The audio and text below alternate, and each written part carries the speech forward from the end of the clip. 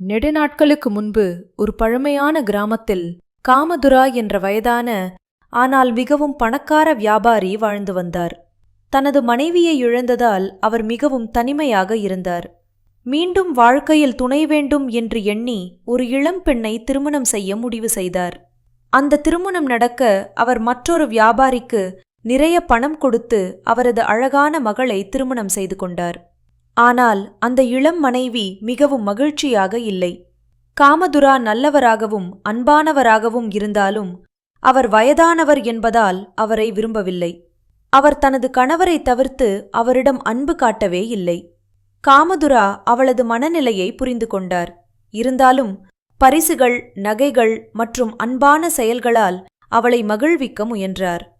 ஒரு அமைதியான இரவில் இருவரும் கட்டிலின் எதிரெதிர் பக்கங்களில் தூங்கிக் கொண்டிருந்தனர். வெளியே நிலவொளி மெதுவாக பரவியது. அப்போது ஒரு திருடன் அமைதியாக ஜன்னல் வழியாக வீட்டுக்குள் நுழைந்தான். சத்தம் கேட்டதால் இளம் மனைவி திடீரென விழித்துக் கொண்டாள். இருட்டில் திருடன் இருப்பதை பார்த்தவுடன் அவள் மிகவும் பயந்தாள். எந்த சப்தமும் செய்யாமல் பாதுகாப்புக்காக தனது கணவரை இறுக்கமாக கட்டிப்பிடித்தாள். காமதுரா விழித்துக் கொண்டார். தனது மனைவி அவரை கட்டிப்பிடித்ததை பார்த்து ஆச்சரியப்பட்டார். அவர் மிகவும் மகிழ்ந்தார்.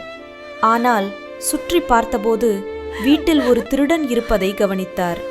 உடனே உண்மையை புரிந்து கொண்ட அவர் கோபப்படாமல் சிரித்தபடி, "ஓ அந்நியனே, உனக்கு நன்றி. நான் எவ்வளவோ முயற்சி செய்தேன். ஆனால் என் மனைவி என்னை தவிர்த்தாள். ஆனால் இன்று உன்னால்தான் அவள் என்னை அன்பாக கட்டிப்பிடித்தாள். நான் மிகவும்